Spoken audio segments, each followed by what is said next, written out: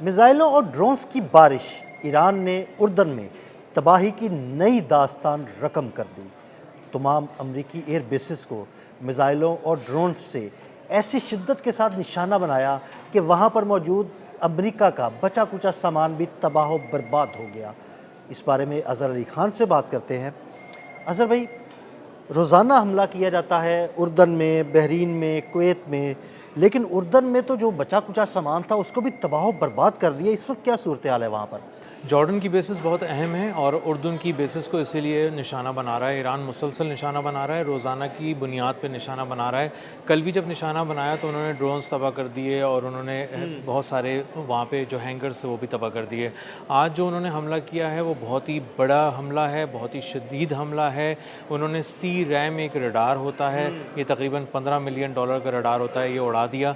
इस रडार के ज़रिए ये तबाह करते हैं ड्रोन्स को, इसको देख लेते हैं और जैसे ही ड्रोन अटैक हो रहा होता है उसमें एक शदीद किस्म की फायरिंग करते हैं जिससे ड्रोन्स के पर छोड़ जाते हैं।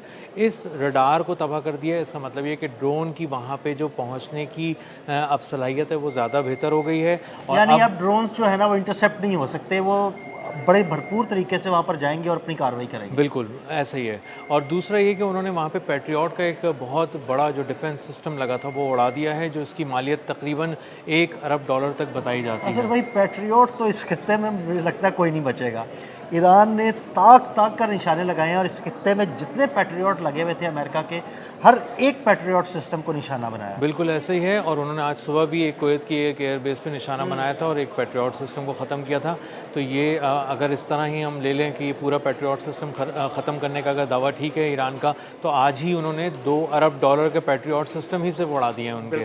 अच्छा, इसके साथ साथ उन्होंने इस जो जॉर्डन की एयरबेसिस पर आज हमला किया है तो उसमें थार्ड जो सबसे काबिल फ़ख्र उनका एक निज़ाम था, जो सबसे मजबूत दिफाई निज़ाम था, जिसके बारे में जिस पे उनको बहुत ज़्यादा गुरूर भी था अमेरिका को, उसका रडार तबाह कर दिया, जो तकरीबन 300 से 500 मिलियन डॉलर का एक रडार होता है। $500 मिलियन डॉलर का एक रडार होता है उसका, थार्ड का, उसको भी तबाह कर दिया।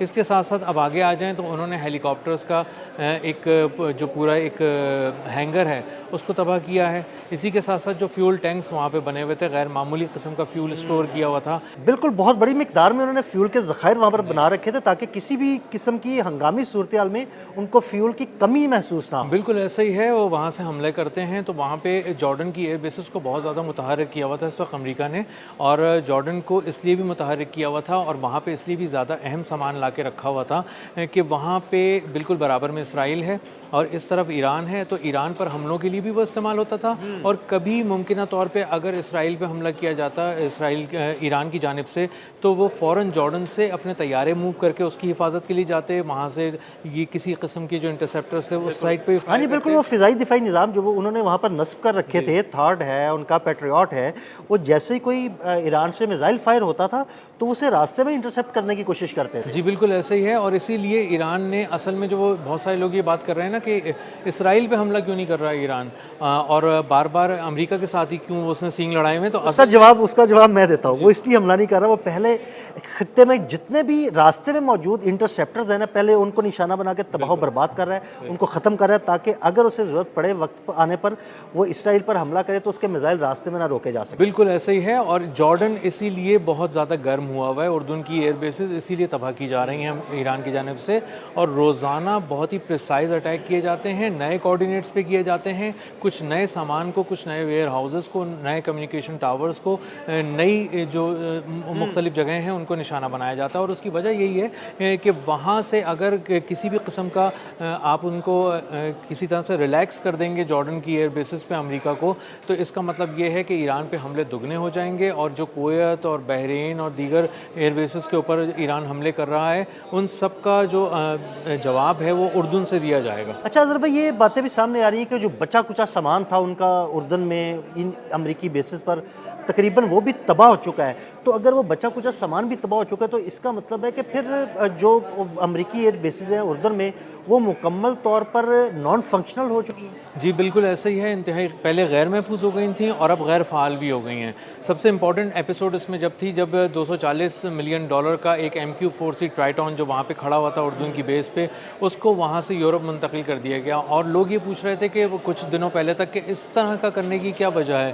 तो उसकी वजह से यही सामने आई थी कि अगर ईरान जिस तरह से प्रिसिजन के साथ अटैक्स कर रहा था और मुसलसल कर रहा था, तो अमरीकी हुक्काम को ये खदशा लाहक हो गया था कि कहीं MQ-4C ट्राइटॉन जो ड्रोन है इसको भी निशाना ना बना लिया जाए। और ये चूँकि पहले भी एक तबाह हो चुका है, इसलिए ये दूसरा पीस भी जो उनके पास था वो तबाह हो जाए, और ये महदूद तादाद में मैन्युफैक्चर किए जाते हैं, इसीलिए अमेरिका को इस बात का बहुत ख़तरा था। अब अमेरिका को ये ख़तरा भी हो गया है कि उसके तमाम MQ-9 रीपर ड्रोन्स जो नए ड्रोन्स थे बिल्कुल, जिनको कल तबाह किया गया, बहुत बड़े पैमाने पे हमला करके तकरीबन 10 के करीब तबाह किए गए, F-15 तैयारे हैं, F-35 तैयारे हैं, अब ये सब यहाँ से मूव करना शुरू कर दिए हैं।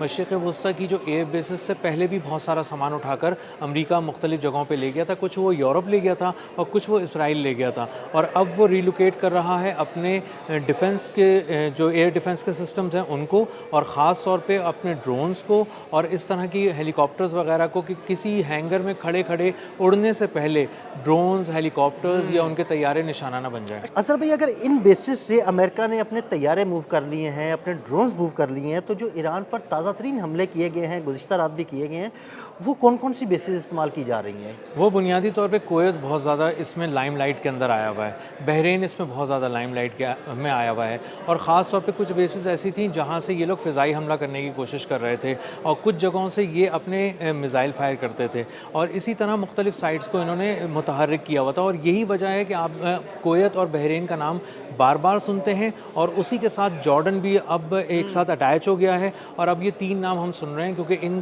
तीन ममालिक की बेसिस से बहुत ज़्यादा हमले किए गए हैं ईरान पे, और यहीं से तैयारे उन्होंने टेक ऑफ किए हैं, जिन्होंने कहीं ना कहीं जाके ईरान के करीब बमबारी मुख्तलिफ जगहों पे की है। तो इसलिए इन ममालिक की अहमियत बहुत बढ़ गई है अमेरिका के लिए भी, कि वो इनको बचाने की कोशिश करे, यहाँ से अपना सामान उठाए और जाए, और किसी तरह से वो यहाँ से हमले लॉन्च करने की कोशिश करता रहे।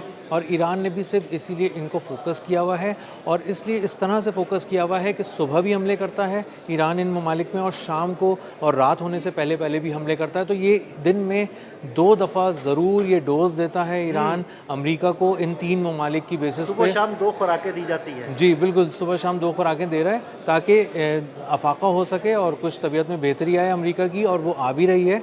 और वो बेहतरी हम इस सूरत में देख रहे हैं कि अमेरिका यहाँ से अपनी चीज़ें उठा कर ले जा रहा है, और उसकी वो बेसिस जो उसकी 20-20 साल से उसके मजबूत किले थे, वो अब गैर फ़ाल होना शुरू हो गए। यानी आपके कहने का मकसद ये है कि अगर अमेरिका ने यहाँ से अपने तैयारे मूव कर लिए हैं, यहाँ से अपने ड्रोन्स मूव कर लिए हैं, तो अपना बचा कुचा सामान भी वो यहाँ से मूव कर रहा है, और आने वाले दिनों में मज़ीद चीज़ें नज़र आएंगी कि वो मज़ीद चीज़ें यहाँ से मूव कर रहा है। तो अगर वो मज़ीद चीज़ें भी यहाँ से मूव कर देगा, तो इसका मतलब है कि खित्ते से आहिस्ता आहिस्ता अमेरिका का सफाया नहीं हो जाएगा?